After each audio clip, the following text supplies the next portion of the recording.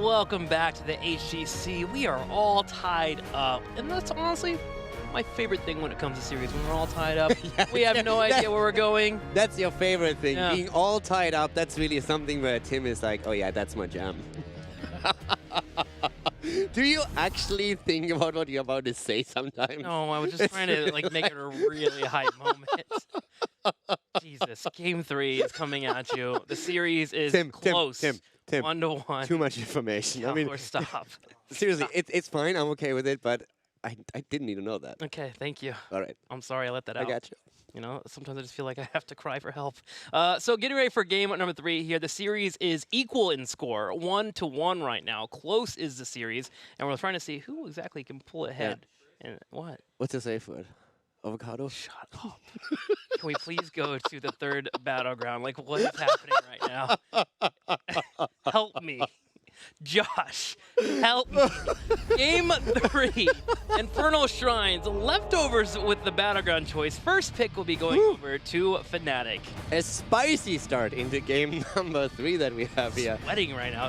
Is the AC not on? What's going on? Infernal Shrines is going to be our third battleground. I'm getting all the battlegrounds that I wanted. You Yeah. asked me earlier, which battlegrounds do you want? I said Towers of Doom and Infernal Shrines. I get both. I'm happy. It's a good day. It's Tower's a getting very everything good he day. wants, man, as we prepare for Infernal Shrines. Moving into this is a battleground that we actually had some Leo on the past year. That was where we had it from Fnatic in particular, where Last Hope was playing on this battleground. Now, of course, that was Dignitas. That was way back in the day. We've had some adjustments in the top lane. Blaze, Urel, Thrall continue to be the mainstays for most of our teams, so I don't know if we'll be getting that, but Alex Raza continues to jump up from time to time. Now, the one thing that I am very certain is going to happen, we are going to have some adjustments to the, again, Deca Diablo URL. It feels so silly, like, again, we come back on that, but the topic keeps topping, the topic keeps popping up, there we go. Simply because they let it through, and if you watch the previous series between Method and Monkeys, the one takeaway from that is that these three together are just incredibly difficult to burn through and to really do anything against. So Fnatic is very likely to address that, especially, of course, since the map is even stronger for Sergeant Hammer and for Diablo. I was more leading towards talking about Diablo, and then Hammer pops up on the screen, and my brain makes the jump immediately. But it's also a good one to make, because Hammer is also very powerful here. But yeah, it's more so about Diablo. He excels on the map even more so than on other maps. Same is also true for Deckard Cain. But we also have to bring, I feel, Whitemane back into the mix when we talk about heroes here, since she has been a more or less constant pickup on Infernal Shrines. Yeah, Whitemane's been good on this battleground, but I want to come back to the Diablo point that you're mentioning. I feel like against the leftovers, even in a vacuum, screw this Kayn composition, Urel composition, take it away from Mopsio, because that guy cannot die on the character. And Fnatic realizes this, they take away Diablo instantly. Deckard, Cain, and Mirrodin. So Mirrodin, of course, having that slight lack of wave clear that sometimes in the Shrine can, I don't really want to call it liability, but it's one of the downsides of playing the hero here, but still very powerful. Mopsio strong on that too. But you're absolutely correct. With Diablo, first of all, we know that Breeze is a fantastic Diablo player, so yes, get the hero for him. But more than anything else, take that thing away from Mopsio. Yeah. He's like, it's his best hero by far right now. I mean, have you seen the Western Clash? It was insane there. There we have Urel. So now Fnatic has at least 2 out of the 3. They also go straight for Hanzo again. And that looks like an extremely powerful draft for Fnatic already. So I'm liking what I'm seeing on their side. When we go over to leftovers, Deckard Cain, Mirrodin.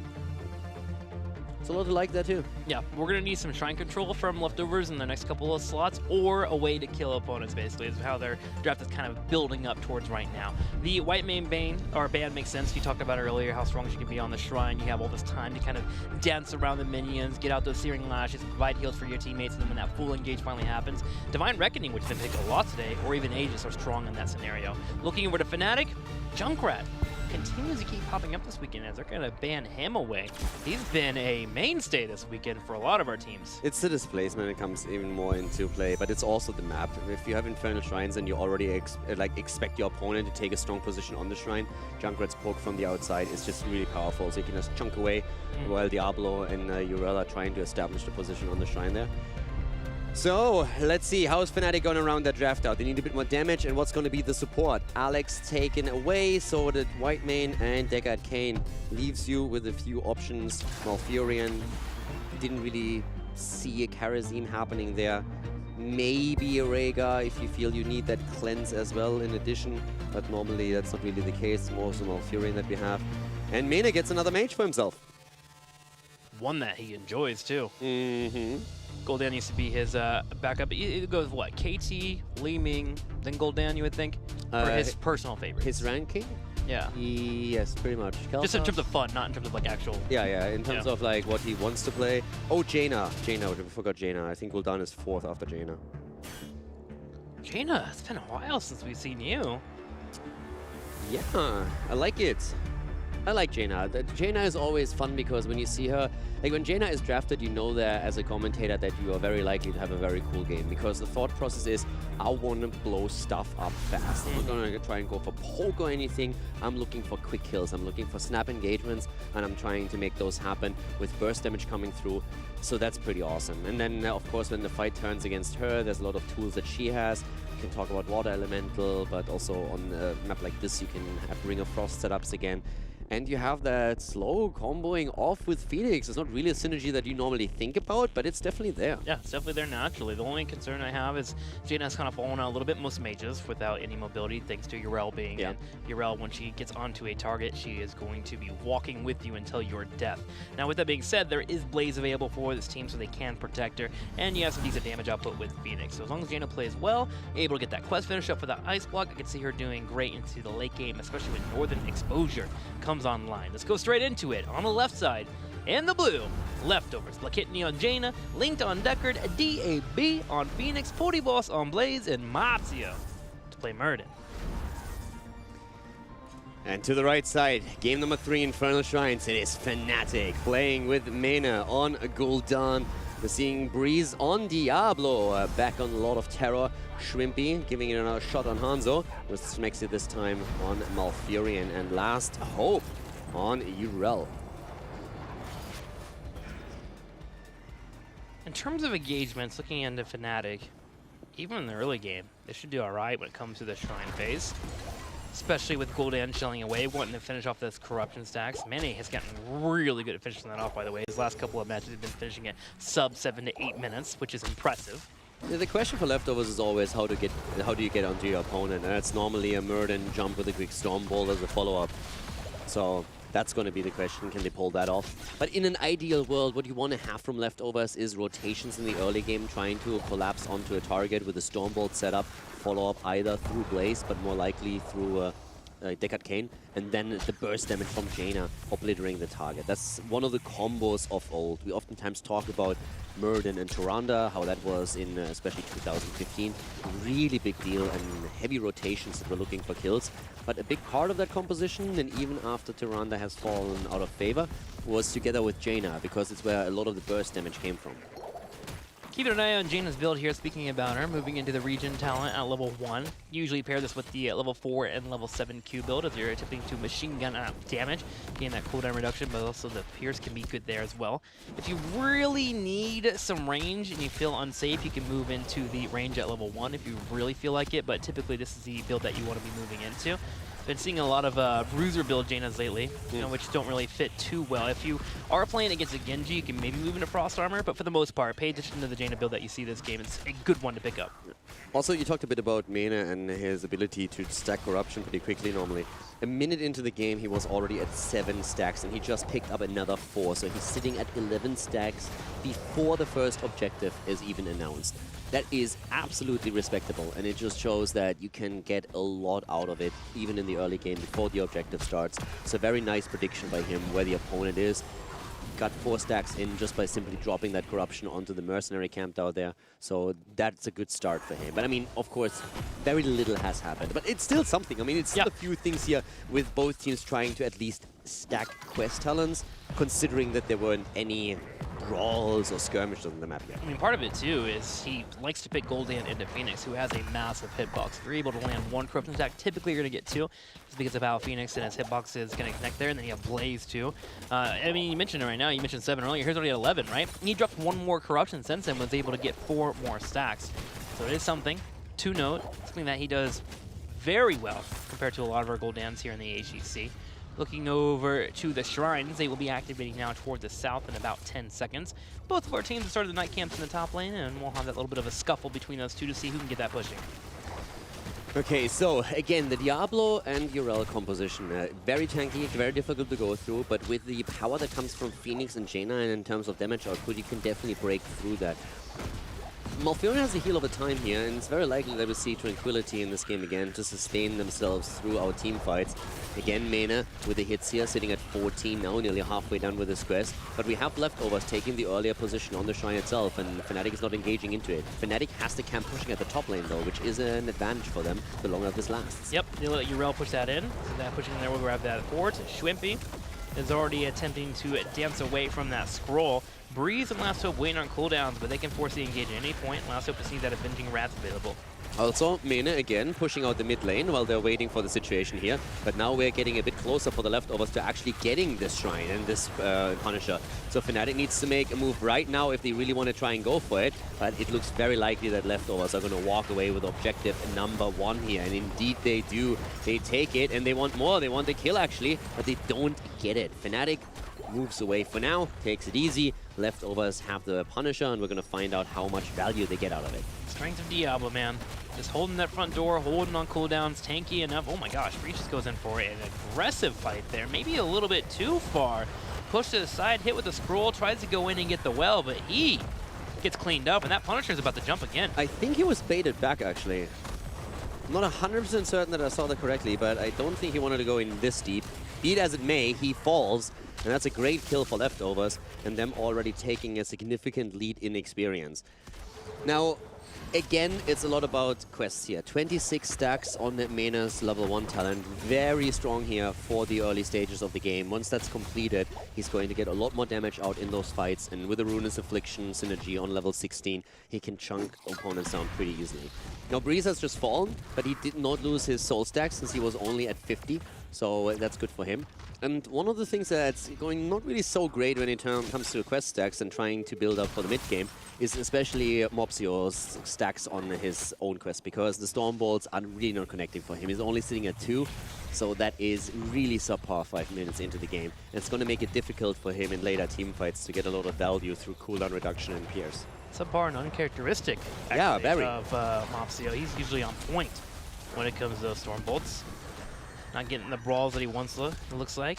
I mean, it's small things, but it really starts to add up. If you get those quest rewards, that's usually indicating power spikes for your own hero, and it can really help to control the mid-game in particular. And that's just not really happening right now. Good Stormbolt connecting, though, against Mena this time. But with Jaina earlier not able to getting the Cone of Frost out, that was a bit of an issue. There's a bit of damage that was definitely missed there. But the thought process of Jaina was obviously just like start with a slow against Mena and just make sure that they can isolate him and take him down. I do like this posturing here from leftovers in the bottom lane, though. They're trying to get a little bit more damage on top of that fort. They've left Lakitni on his own to took up the lanes. This is what you should be doing as a Jaina player in your early game as you build towards that level 10. Just be soaking, poke some damage on the opposing hero if you want, but your ability to clear out waves is very strong as a mage there. Being able to drop down the Blizzard will usually clear out a majority of the wave due to the Regen Globe, which of course builds into that level 1 quest that he's already finished up. And the level 10s, by the way, are going to be a bit scary. Bunker is a great tool, but it also really pinpoints where you need to home in with your abilities. And it's great for a root follow-up after heroes are starting to move out, but I'm also worried about that Echoed Corruption and the Horrify that could come from Mena whenever he sees a good opportunity there. So that's definitely going to be an interesting dynamic with Blaze trying to save everyone, but at the same time setting potential combos up for Fnatic. You'll see actually in the team fights, Mena will even use Drain Life on that bunker. They want to get rid of it quickly. It's something that Fnatic has been working on in particular against Blaze players, is trying to clear up that bunker or at least have a quick following up after it connects, as you were just alluding to. Now 10 is about to hit for Fnatic, and that's going to come at a perfect time. The next shrine will be here at the top side. The leftovers will still have a level lead, but at least Fnatic can fight here. Yeah, 86 stacks, 88 for Diablo now, so Breeze is really starting to get those hit points. And of course, with him having the Soul Shield on level 1, that's just going to be emphasizing even more so his resilience against Jaina's damage that she can push out. And this is also a big one. If Leftovers take this and they already have a good position, then Fnatic is going to fall farther behind and will have to play a catch-up game. That's something they definitely want to avoid here. Heroic abilities are in play for both teams. No surprises there. Tranquility taken. Ring of Frost on the side of Jaina. Very much the European style over the Water Elemental that we see a lot in North America. Ring of Frost will stay a while and listen. Yeah. Big opportunity here. This is something that you'll usually drop down the bunker, have everyone pile up when you have Fnatic come in to force an engage. Oh, Arrow. Arrow comes out. Horrify in the Day of Beast. A while Listen comes out, but he cannot escape. Really nice attempt here by Deckard Cain to save DAB, but Phoenix goes down regardless. Diablo goes in for another kill, and they get it against Jaina. The double kill, the Ring of Frost coming out, but it's not enough. Mopsio on the retreat here, as Fnatic is a snap killing 2 in this fight at the top lane, and takes the control over the second Punisher, or at least over the Shrine. Yeah, that's an immediate Punisher there. They're going to start clearing it out. 23-16. They're so confident in getting that Punisher, they peel off a couple to even go soak the other lanes. Breeze and Mana will work together to work on middle and bottom lane to build towards that 13. And that level lead that Leftovers had is suddenly just gone. Yeah, it's absolutely gone. And it came all from Shrimpy, seeing an opportunity. Boys, I have the arrow. Snaps the arrow, and then immediately that Horrify. And that is the synergy that was displayed in game number 1. And this is something that in the days when this squad assembled for the first time, we oftentimes pointed out where they were just not there yet, where they had problems, and now they are still really working with. Last Hope said it in his interview earlier, we are finding these synergies. We are a team now, and they are showing it. They go for Mopsio, and he goes down. Great attack into the backline, but then the turnaround against Muradin. Boss comes in from behind, tries to go for Last Hope, but he exposes himself, and Breeze, he is immediately there. Mopsio is a great Diablo player, but he is not the only one, and Breeze is the OG Diablo that put their fear into the hearts of European players whenever Fnatic locked that hero in, and he's showcasing now why. Boss trying to go for that impossible flank, it looked like. Even if he had connected up with 3 to 4 members, he was still underneath the fort. It was late. There was no backup, it was just late. Have to try to escape. I know you have the bunker, but Blaze got completely body blocked there. A couple of kills come in. Fnatic lands level 13, and they're happy right now. 4-1 and in full command of this game. Absolutely. They have taken down the top 4. They're working now on the one in the middle, at least opening it up. Lead in experience. They are looking fantastic here with 4 kills against 1. But then, again, it's a level advantage. Leftovers had a level advantage earlier. But the problem is that Leftovers keeps giving them these fights, and another Horrify comes out. You can't give Mana an opening like this. The Ring of Frost comes through, and they're trying to capitalize on it with salvo damage, but that's just not enough. That tickle school done, and that's it. And Kidney is just running. Last Hope dodging most of it, and here comes Shrimpy, delivers a second kill. There, another stun comes through. Boss has to drop a bunker even, and Diablo at the side is just waiting for him to appear. Last Hope goes in and gets the final kill.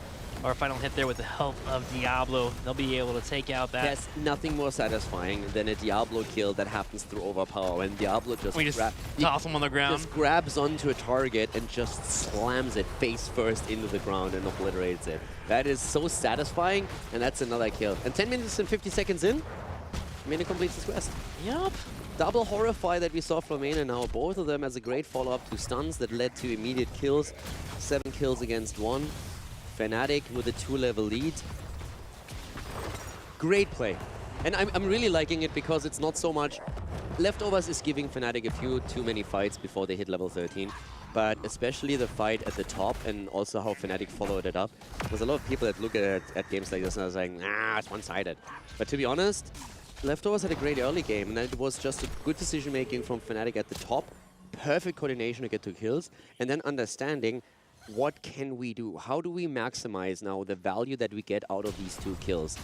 How do we need to rotate? Where do we need to be? You talked about the confidence of peeling 2 heroes off into the mid and bot lane to immediately get the experience on lane while not missing out on the objective. And knowing when you can make that happen without your opponent being able to re-engage into a Shrine fight against the 3 remaining heroes and turning it around, that's important. And that's something that Fnatic is showcasing. These are the games that you really have to watch when you want to learn, okay, how do we get farther ahead when we have taken a lead already? What are the plays? What are the rotations? What are the moves we need to make to really stay ahead of the game? It's a balance act that only a full 5-man team can pull off. You can't do this as 5 individual players. You have to be on the same page. And being able to see that in Game 1 from Fnatic, Game 2 Leftovers show that, and here in Game 3 Fnatic is displaying how you can be in the same element and make sure to deliver on the victories is such a treat to watch. Now, with that all being said, Leftovers is still not out of this. Yes. They're on the way to level 16 right now, and 16 is a big power spike for them. You have the ability for Murden to move into Dwarf Toss to force the issue if he really wants to, something that we normally see from Mopsio, and then Jaina with Northern Exposure can help delete a front line. It's really good that you pointed out, because we oftentimes talk about how well a team does when they are starting to take some momentum for themselves and when they have these great engagements, especially if they come on the back of so much synergy. But at the same time, Leftovers can still come back into this. Fnatic hasn't won that game yet. They are looking great, and they have that level lead, the talent advantage, the kill count in their favor. But once you hit 16 from a Leftovers perspective, if you get a good flank setup, you can still come back into this. This game isn't over. It's not like there are no hopes for Leftovers. They have a lot of kill potential. They're just not they're not finding the openings yet that they need. And I feel, for me personally, one stat that is the most telling, we pointed that out a bit earlier, is how much Mopsio struggles to get his quest on the Stormbolt completed. Mopsio has hit in this game 6 Stormbolts. That's how bad it is right now. He gets bullied around so much by all the CC that comes from Fnatic that he has only connected 6 Stormbolts. I'll need to hit some soon. Here comes the Blizzard, straight into a jet propulsion. Here comes up the Salvo as well. Bunker immediately afterwards. The Salvo not going out with a full connection there, actually get interrupted. The Ring of Frost in the back right hits multiple members, but Deckard Cain actually gets cleaned up as Fnatic retaliates. Deckard Cain gets racked, but also Breeze dies, but the double kill as a result against Jaina and Phoenix is absolutely worth losing the souls here. Diablo will be back. Blaze won't. Down they go, one after another. Only Mopsio is still alive as Fnatic is looking to close out the game here on level 18. They're jumping on the Dwarf again, and Mopsio is suffering at the hit point pool. The shields on the core are gone as Fnatic is going for it. Fnatic's going straight in for it with a total of 4 done. Only Mopsio by himself for defense. It's not going to be enough. Schwimpy even dancing, showing the dance of his people as he earns a victory, a 2-1 over the Leftovers. And Schwimpy, of course, must feel pretty good. Last game, he got wrecked. DAB ran circles around him and just shut him down, and now he plays Hanzo again. And this is a game. This is actually where he made one of the most decisive plays. The play against Phoenix at the top lane when he hit that arrow against Phoenix, against DAB, that allowed Main and Horrify follow up and the quick kill. It just seemed like Leftovers couldn't get the full fight they were looking for. We had a Ring of Frost that would come out. DAB couldn't get the Salvo to follow up. It would get interrupted by Diablo, who would charge it. Deckard Cain would have to use Stay a While, listen to save Phoenix was being dived upon. The bunker would come out. Everyone would have to jump in, but suddenly a corruption will follow up afterwards. Having this layer of aggression coming your way and disrupting your plan to try and build out and blow up a couple of members is something that's very difficult to deal with. And you saw the reason why. Leftovers just could not get anything going. 2-1 lead for Fnatic. Series not over by any means. We had a bit of a back and forth here in terms of play, but the draft in game number 2 definitely better for Fnatic, interrupting the Diablo Urel synergy that was built up by Leftovers in previous games, securing it actually for themselves minus Deckard Cain, and it worked wonders. And Breeze also showing, like, Breeze basically at this point saying, I hear a lot about this Mopsio Diablo. It's kind of time that I show my own Diablo skills again. And he was just wrecking people. He worried me a little bit in the bottom right when he went for that full engagement on the tower and got killed, but he definitely redeemed it. That one looked a little slippery. I think someone moved back somehow and he got baited in way too hard, or he misclicked something. I'm not quite sure what exactly happened there, but that felt fishy, yeah. He went a bit deep for that one.